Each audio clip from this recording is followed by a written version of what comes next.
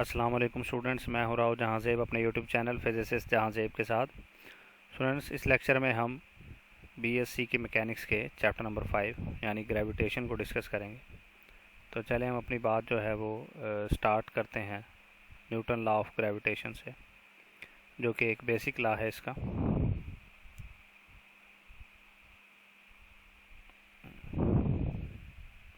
Law of gravitation.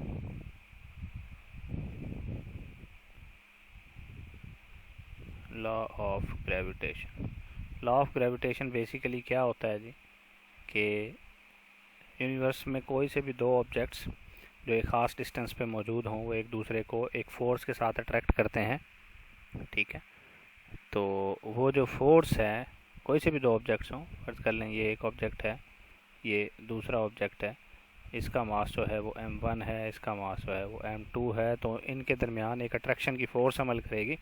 वो attraction की force जो है वो directly proportional to the product of their masses और inversely proportional to square of distance between them, अगर डिस्टेंस इनके दरमियान क्या हो, r हो। तो इसको कहते हैं जी न्यूटन का लॉ ऑफ ग्रेविटेशन। और यहाँ से प्रोपोर्शनलिटी का साइन हटा के हम क्या लगाते हैं, कांस्टेंट g लगाते हैं। इसको यूनिवर्सल ग्रेविटेशनल कांस्टेंट भी कहते हैं। तो ये आपकी फ़ाइनल फॉर्म है जी, किसकी जी, वो फोर्स की जो दो ऑब्जेक्ट के दरमियान एक्ट कर रही होती है। और g जो है यहाँ पे आप जानते हैं कि ग्रेविटेशनल कांस्टेंट है, और g की वैल्यू आपने पहले भी पढ़ी हुई है, 6.67 मल्टीप्लाई 10⁻⁻11 न्यूटन मीटर स्क्वायर पर किलोग्राम स्क्वायर। ठीक हो गया। तो ये तो हो गया हमारा जी लॉ ऑफ ग्रेविटेशन। अब नेक्स्ट हम देखते हैं जी कि वैल्यू ऑफ जी कैसे वेरी करती है। वैसे ये पूरा टॉपिक मैं आपको फर्स्ट ईयर के चैप्टर नंबर 5 में पढ़ा चुका हूँ, तो वहाँ से आपने देख लेना। यहाँ मैं सिर्फ ओवरव्यू दूंगा, variation of G with height and depth. ठीक है, तो अगर हम बात करें सरफेस ऑफ अर्थ के लिए, तो सरफेस ऑफ अर्थ के लिए जी की वैल्यू जो है वो ऐसे वेरी करती है, जी एम ओवर, हाँ जी, आर स्क्वायर।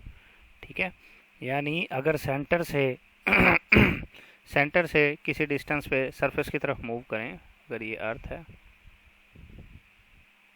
ठीक है, अर्थ के सेंटर से सरफेस तक ये वाला फार्मूला एक्ट करता है, ये जो आपके सामने है।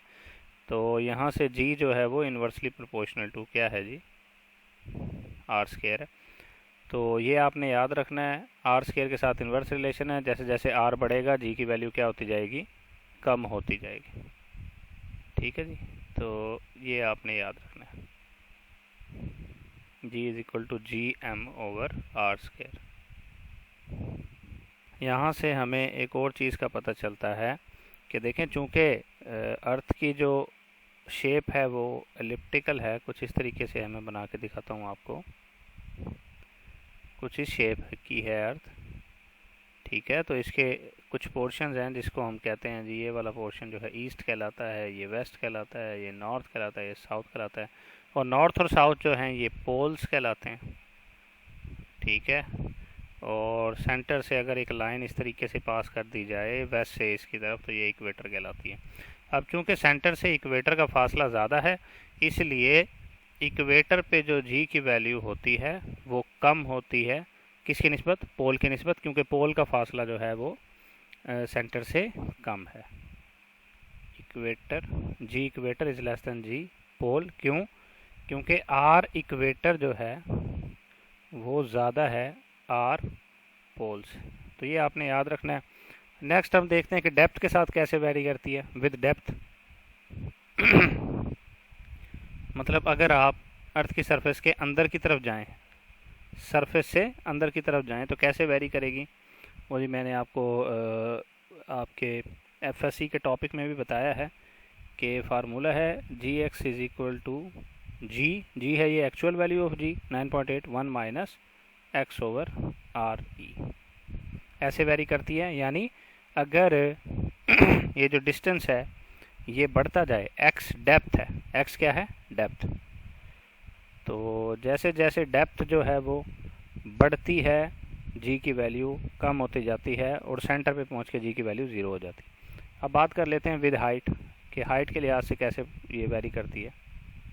अगर हम सरफेस से ऊपर की तरफ जाएं, अगर सरफेस से ऊपर की तरफ जाएं तो ये कैसे वेरी करती है जी एच एट हाइट, किसी भी हाइट पे, is equal to G 1 minus 2h over R ई।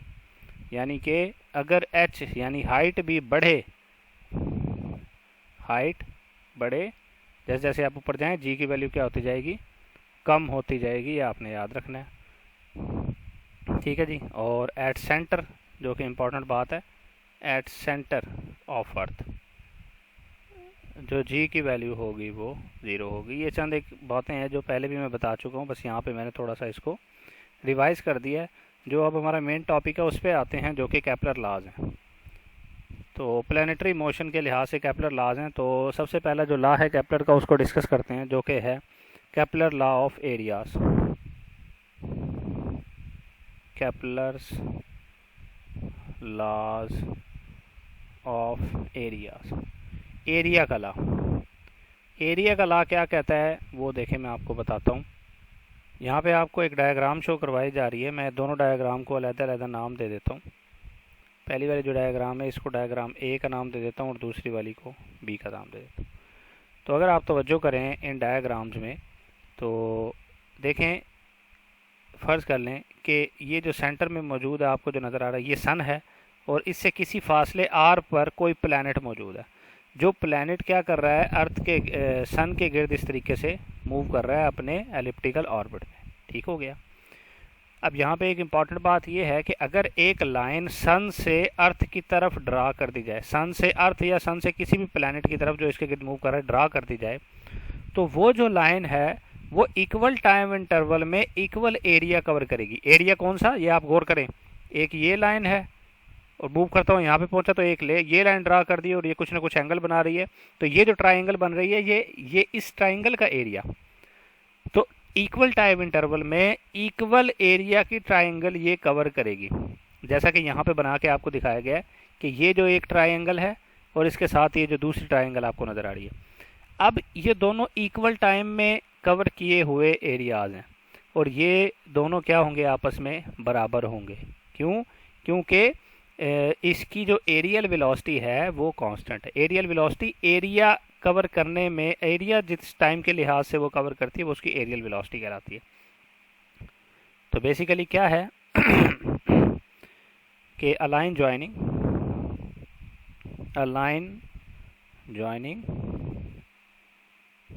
ये इसकी पहली डेफिनेशन लिख रहा हूँ। सन एंड प्लैनेट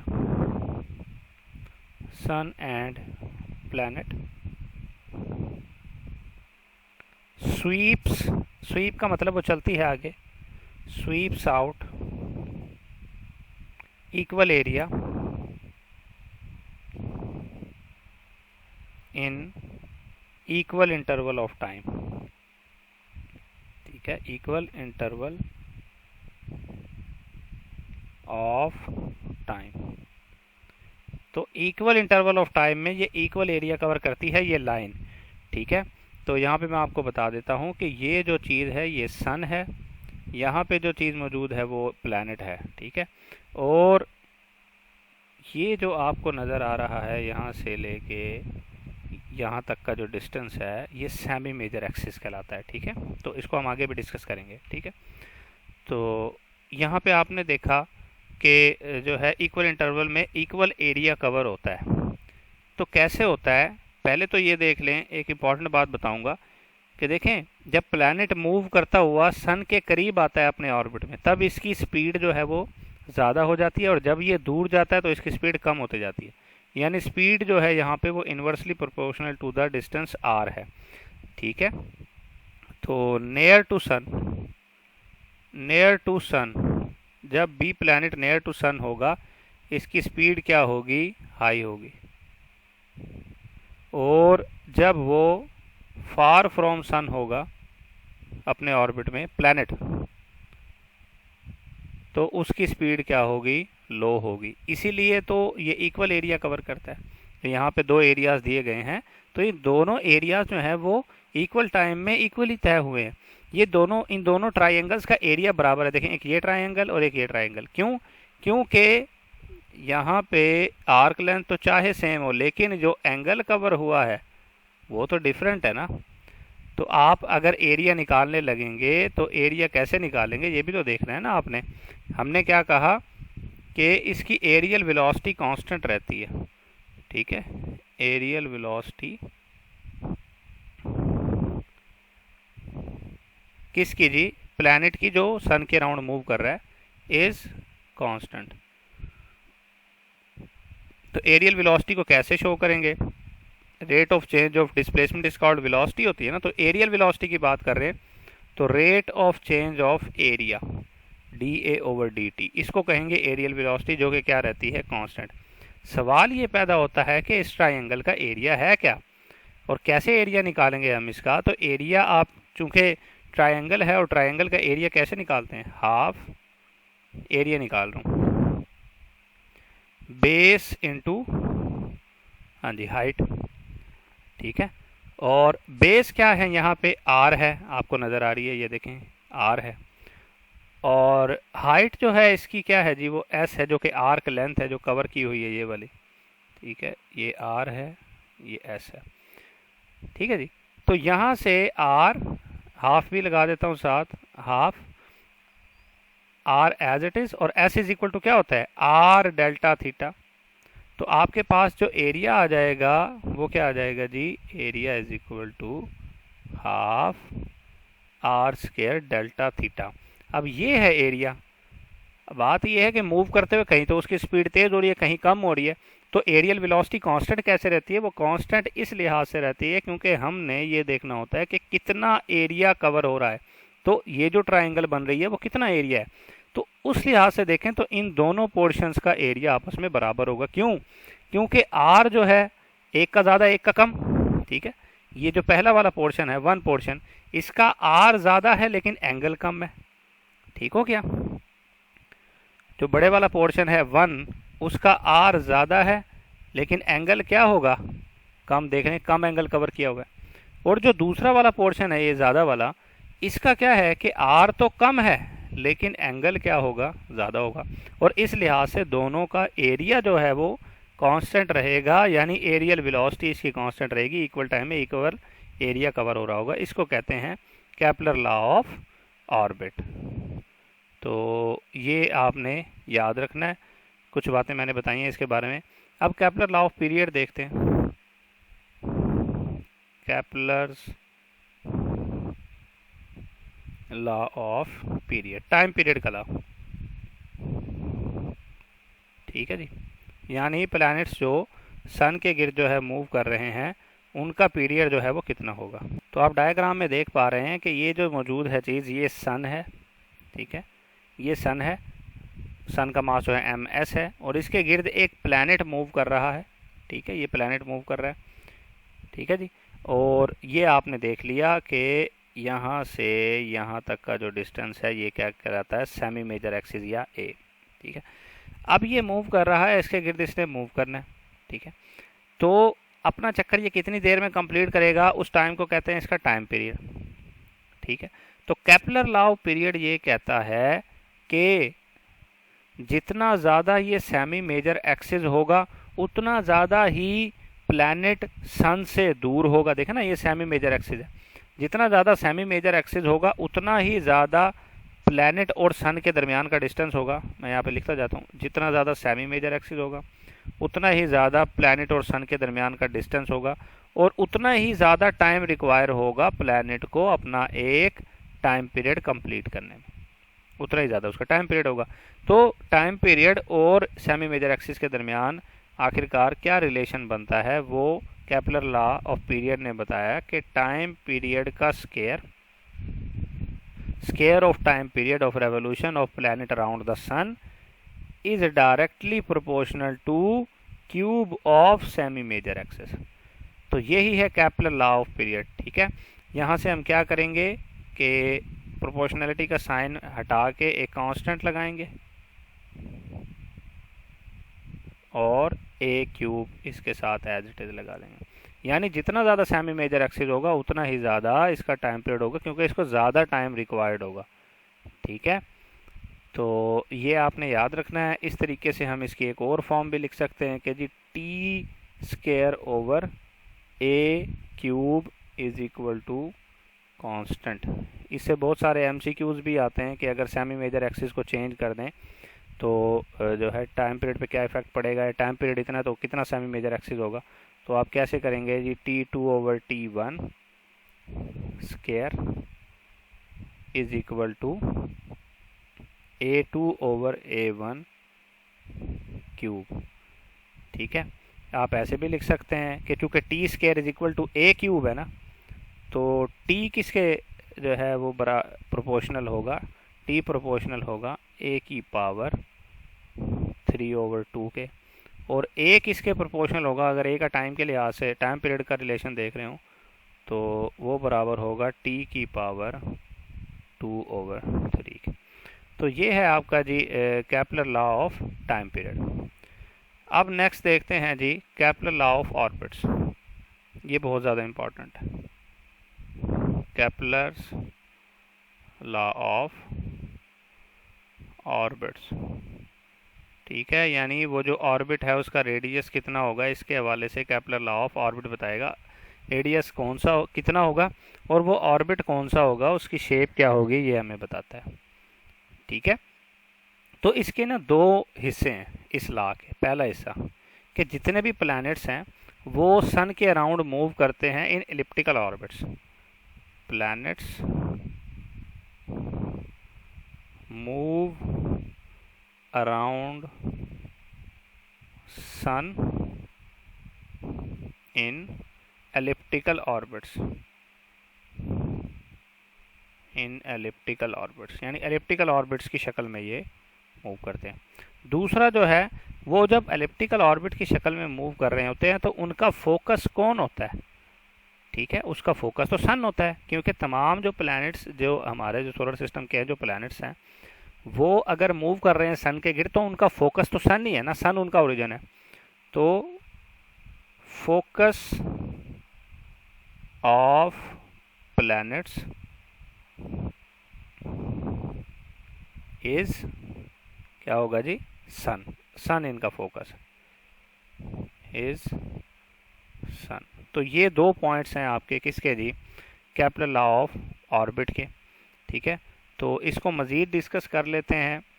यहाँ पे जो ऑर्बिट है उसको हम किस फार्मूले से शो करते हैं, तो इसका जो ऑर्बिट यानी उस ऑर्बिट का जो रेडियस होगा वो बराबर होता है 1 over L over 1 minus E cause of theta. ठीक है, ये फार्मूला है इसका केपलर लॉ ऑफ ऑर्बिट्स का। ठीक है, जबकि यहाँ पे L जो है वो क्या है, लेटस रिएक्टम है।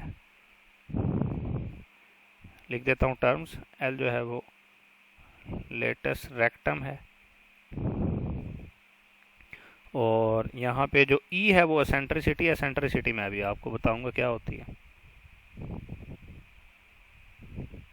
एसेंट्रिसिटी। ठीक है जी, तो बाकी थीटा जो है वो पोलर जो है वो पोलर एंगल है थीटा। ठीक है, तो यहाँ से हम देखेंगे डिफरेंट कंडीशन में जब एसेंट्रिसिटी डिफरेंट होती है तो उस एसेंट्रिसिटी की वजह से ही जो प्लैनेट्स का जो ऑर्बिट होता है उसकी शेप जो है वो डिफरेंट होती है एसेंट्रिसिटी की वजह से। ठीक है, तो ये जो एसेंट्रिसिटी है E, ठीक है, इसको इस तरह भी E भी लिख सकते हैं आप, बड़ा E भी लिख सकते हैं, कई जगहों पे जो है वो इस तरह का E भी लिखा होगा। ठीक है, तो अब देखें अगर इस E की वैल्यू क्या हो, एसेंट्रिसिटी की वैल्यू 0 हो, तो पाथ कौन सा होगा जी, प्लैनेट्स जो सन के गिर्द मूव करते हैं उनका पाथ जो है वो सर्कुलर पाथ होगा। ठीक है, अगर ऐसा हो कि एसेंट्रिसिटी की वैल्यू क्या हो जी, E इज इक्वल टू 1 हो, तो फिर पाथ कैसा होना चाहिए जी, पैराबोलिक होना चाहिए। ठीक है, पैराबोलिक पाथ होना चाहिए। अगर वैल्यू क्या आ गई 1, अगर एसेंट्रिसिटी की वैल्यू क्या हो, ग्रेटर देन 1 हो, तो पाथ कैसा होगा जी, हाइपरबोलिक। हाइपरबोलिक पाथ होगा, ठीक है। और अगर एसेंट्रिसिटी 0 और 1 के दरमियान में हो इसकी वैल्यू, ठीक है, 0 less than eccentricity less than 1, अगर 0 और 1 के दरमियान हो तब इनका पाथ कैसा होगा, तब इनका पाथ होगा एलिप्टिकल, ठीक है। तो एमसीक्यू के लिहाज से ये चीज़ें बहुत ज़्यादा इंपॉर्टेंट है। लेकिन बात यह है कि एसेंट्रिसिटी की वैल्यू जो है वो 0 तो नहीं हो सकती, ठीक है। वो क्यों नहीं हो सकती, क्योंकि देखें इसकी कोई ना कोई वैल्यू होगी, ऑर्बिट की कोई ना कोई वैल्यू होगी एसेंट्रिसिटी की इक्वेशन में, ठीक है। अब ये ऊपर वाला जो पोर्शन है ये तो पॉसिबल नहीं है, ठीक है, नॉट पॉसिबल।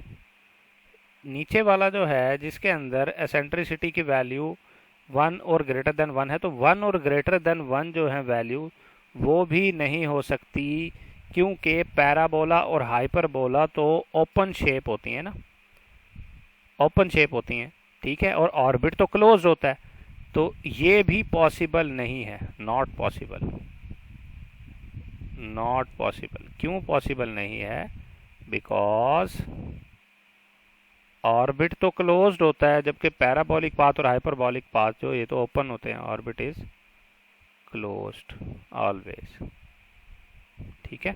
तो सर्कुलर भी नहीं हो सकता क्योंकि कुछ ना कुछ वैल्यू होती है, और बाकी मैंने इन दोनों की भी रीज़न बता दी है। तो एलिप्टिकल पाथ होता है और एलिप्टिकल पाथ ही हम कंसिडर करते हैं, ठीक है। अब मैं आपको बता देता हूँ कि एसेंट्रिसिटी बेसिकली क्या होती है। तो एसेंट्रिसिटी की वैल्यू जो है डेफिनेशन आपको बता रहा हूँ। एसेंट्रिसिटी, एसेंट्रिसिटी जो है वो बेसिकली क्या होती है जी, एसेंट्रिसिटी होती है distance between foci divided by major axis of ellipse, ठीक है।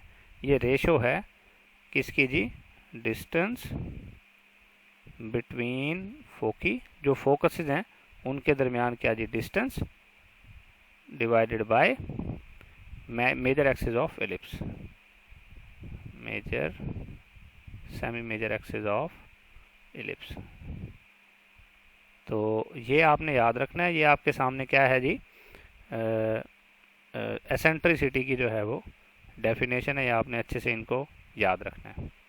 अब हमने देखना है कि थिन स्फेरिकल शेल हो अगर एक, ठीक है, तो उसके बाहर कोई ऑब्जेक्ट पड़ा हुआ हो तो उस पर वो कितनी फोर्स लगाता है, और अगर उसके अंदर पड़ा हो तो कितनी फोर्स लगाता है, ठीक है। तो पहले बात कर देते हैं gravitational force due to shell on point mass outside. Gravitational force, gravitational force बतानी है हमने due to thin spherical shell,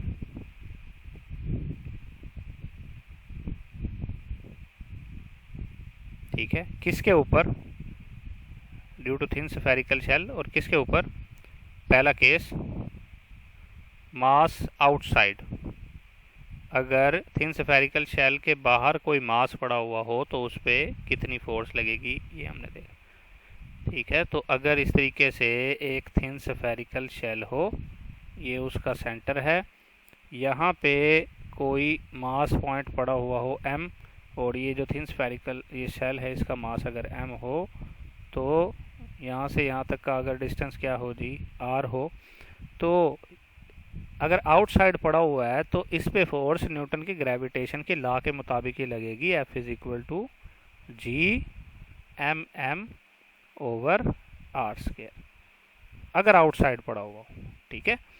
और अगर इनसाइड पड़ा हुआ हो तो देखते हैं सेकंड केस, मास इनसाइड, अगर स्फेरिकल शेल के इनसाइड ही पड़ा हुआ हो तो फिर क्या होगा, ठीक है। तो फर्ज कर लें ये थिन स्फेरिकल शेल है और इनसाइड ही वो जो है वो मास पॉइंट मौजूद है, ठीक है। तो इसके ऊपर ये थिन स्फेरिकल शेल कोई फोर्स नहीं लगाएगा, इसके ऊपर एक्ट करने वाली जो फोर्स है वो क्या होगी, ज़ीरो। तो ये आपने एज एन एमसीक्यू जो है वो याद रखना है, ठीक है। आउटसाइड तो थिन स्फेरिकल शेल जो है वो फोर्स लगाता है, लेकिन इनसाइड कोई फोर्स नहीं लगाता, ये चीज़ें आपने याद रखनी है। तो अब हम देखेंगे कि प्लानिटरी मोशन में जो एनर्जीज़ हैं वो कैसे वेरी करती हैं, यानी पोटेंशियल एनर्जी क्या होती है, काइनेटिक एनर्जी क्या होती है, टोटल एनर्जी क्या होती है। तो उसके लिए हम एक एग्जांपल कंसीडर करेंगे कि फ़र्ज़ कर लें ये जो है अर्थ की सरफेस है, ठीक है, अर्थ है, स्फेरिकल शेप है,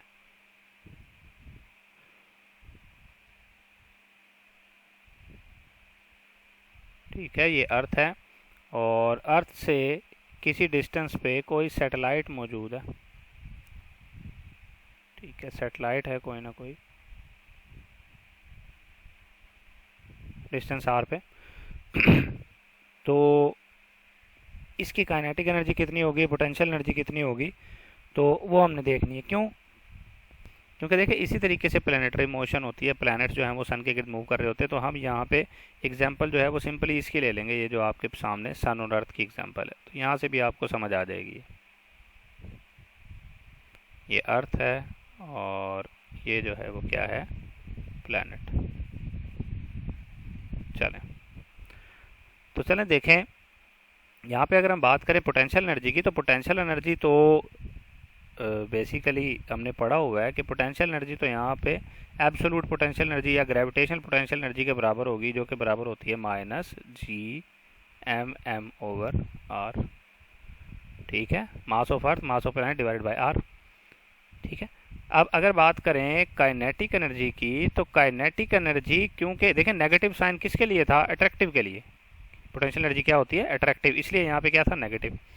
लेकिन काइनेटिक एनर्जी जो है वो तो अट्रैक्टिव जो है वो क्या होती है, वो आपने देखा है कि वो मोशन की वजह से होती है, उसमें अट्रैक्शन और रिपल्शन की बात नहीं होती। तो ये पॉजिटिव ही रहेगी और किसके बराबर होगी, half of potential energy, Gmm/2r, Gmm/2r।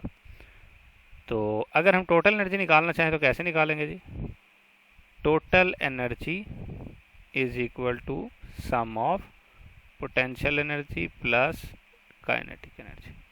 तो आप वैल्यूज पुट कर लें, E total is equal to, हाँ जी, पोटेंशियल एनर्जी कितनी है,